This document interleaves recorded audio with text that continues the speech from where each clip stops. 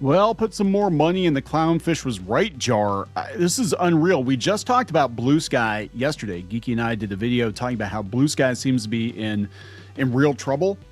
And we went out to Reddit, and even Reddit is like, yeah, Bluesky is a dumpster fire. We're all leaving. We're quitting. We're going back to X. And now the CEO is stepping down the very next day. So this is wild. So things must be pretty bad over there. She's been the CEO for 5 years, I think. Apparently, she's taking a job as the Chief Innovation Officer. That is a definite step down from CEO. And they have an interim CEO, an advisor coming in. So this signals that there's definitely some problems at Bluesky, big problems probably internally. They're probably watching their numbers and they're like, oh my God, everybody's going back to X. So let's talk about this. Let's look into it. I haven't even read the article yet. I just happened to see this. I'm like, oh my God, we literally just talked about it. So before we get into it any further, please subscribe for more pop culture news, views, and rants. Guys, like, look, we've been covering Bluesky for months. It really is one of the worst places on the internet. I know that Bluesky has even turned on Jay Graber before, the CEO. They've turned on her before. They've turned on left-wing activist types like Mark Hamill. They've turned on Rob Reiner, RIP. You're just not far left enough for Bluesky. It really is the worst social media platform out there, in my opinion. And I think they know it. And there's no curbside appeal to this. Like, the purpose of Bluesky, originally it was founded by Jack Dorsey, by the way, who founded Twitter. And I think he wanted it to be something different than what Twitter had become. He wanted it to kind of go back to its roots. And I think, again, the road to hell is paved with good intentions. I think that might have been their intention. But the same people that ruined Twitter came over to Bluesky in droves. And they shat and stunk up that place too. And I think at this point, you pretty much have to burn it down. Right? I think you're pretty much going to have to burn Bluesky down or start charging them. That chased a lot of these people off of X. When you started charging people for X, and they're all like, this motherfucker's paying for Twitter. I'm like, yeah, because that's the only way you can really play now. Pay to play. That's charge them $5 a month. You'll get rid of a lot of these people, Jay. So this is again, come from Wired. So venture capitalist Tony Schneider will take over as interim CEO as Bluesky's board of directors hunts for a permanent replacement. She got fired. She definitely got fired. If they're looking for a permanent replacement and this guy's a venture capitalist, they fired her. Jay Graber's stepping down. Yes, stepping down as the head of Bluesky. The social media platform exclusively announced to Wired, venture capitalist Tony Schneider will be the interim CEO until a permanent replacement is found. As Bluesky matures, the company needs a seasoned operator focused on scaling and execution while I return to what I do best, building new things. We need somebody that actually has some business sense.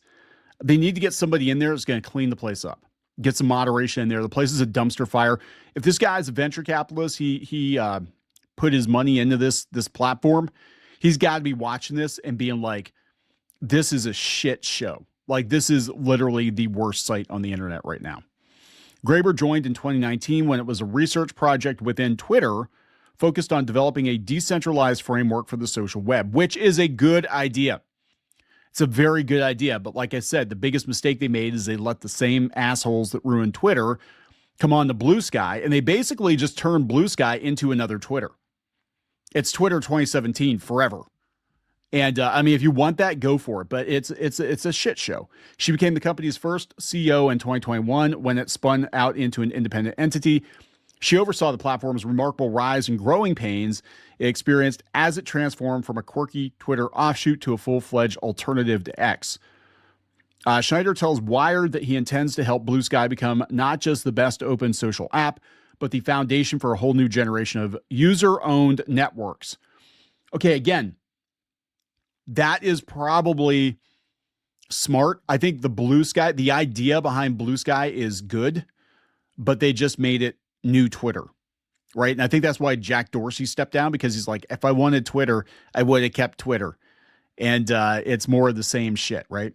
Schneider, who will continue working as a partner at the venture capital firm True Ventures while at Bluesky, was previously CEO of the WordPress parent company Automattic from 2006 to 2014. So that is actually very similar. WordPress is very similar. You can host your site on WordPress, or you can install WordPress on a host of your choosing. If they do something like that with Bluesky, where people can install Bluesky and create their own Bluesky network wherever, which I think you can do already, but it's kind of difficult. But if you could basically say, hey, I want to create a Bluesky community that's a gated community, like a forum, and if you've got Bluesky, you can log into or whatever. But yeah, I mean, that would be great, especially now with Discord crashing and burning. That might actually be really smart.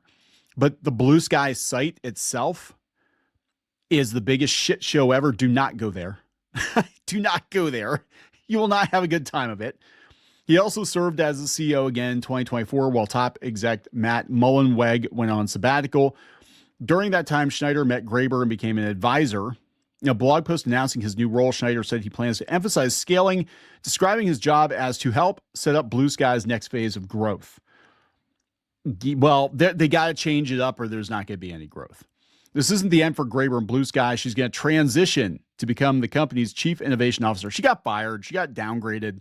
A role focused on Bluesky's technology stack rather than its business operations. The position was created for her. They couldn't fire her. It would look bad to fire a woman. I'm being honest. It would, for a company that's supposed to be so damn progressive, it would look really bad to fire the woman CEO. But I'm telling you, she got fired. She got fired from her job as the CEO, and now she gets to putter around in the basement, kind of like Morgan Freeman in The Dark Knight. They like send him to the basement. That's what she's going to be doing. Graeber, who began her career as a software engineer, has always sounded the most enthusiastic when discussing the technology rather than the revenue streams. Well, it's got to make money, right? I mean, that's the thing. These people don't understand. It's got to make money. Bluesky's board of directors will appoint the next permanent CEO. The members include Jabber founder Jeremy Miller, TechDirt founder Mike Masnick, and Graeber. Twitter founder Jack Dorsey was originally part of the board until he quit in 2024. He quit because it's a shit show. Bluesky is terrible. This means Graeber will have input on her successor. The talent search is still in the early stages. Oh, I hope they find the worst person and they just run it into the ground. Right? That's the end of it. It's a pivotal moment for Bluesky. The company found success by positioning itself as a progressive replacement for Musk's X. That helped fuel the platform's rise as X's hard right ideological turn. What? Its hard right ideological turn back to center prompted some users to seek new social networks. In 2025, Bluesky grew from 25 million users to over 40 million. Yeah, at the beginning of 2025. What they're not mentioning is what we mentioned in the video yesterday, which is the site's dying. It's dying. It's not good. The team is optimistic it can continue expanding while staying true to its roots. Takes money. As far as social platforms go, though, it's still a niche offering. Oh my God, they said the quiet part out loud. Yes, Bluesky is small. It is tiny, and it appeals to a small subsect of the internet. People who are perpetually offended and terminally online and who still believe it is 2017. That's what Bluesky is for. It's still a niche offering and one perpetually subject to pundit class grumblings about how it's too woke or not woke enough. Last week in a conversation with Wired, Dorsey said he wasn't happy with the platform because of ideology. Oh, that's interesting. Yeah, he wasn't real happy with him. I got to see this. Okay, so he actually said, were you the original force behind Bluesky? Are you happy with it now? No, because it's gone to the other ideology. I left the board. It started taking investments from venture capitalists and building like a normal company. I understand why, but it's not what I signed up for, and it's not why we created the project. We created it to be an open protocol for everyone, not to be something that's against Twitter or against other social media. The largest issue right now is the algorithmic filter bubble. Wow. Yeah, it's cooked, man. They said Threads has 400 million users, or approximately 10 times more active accounts than Bluesky. And there are left-wingers. There are people who are very far left who are leaving because there's nothing you can do to please these people.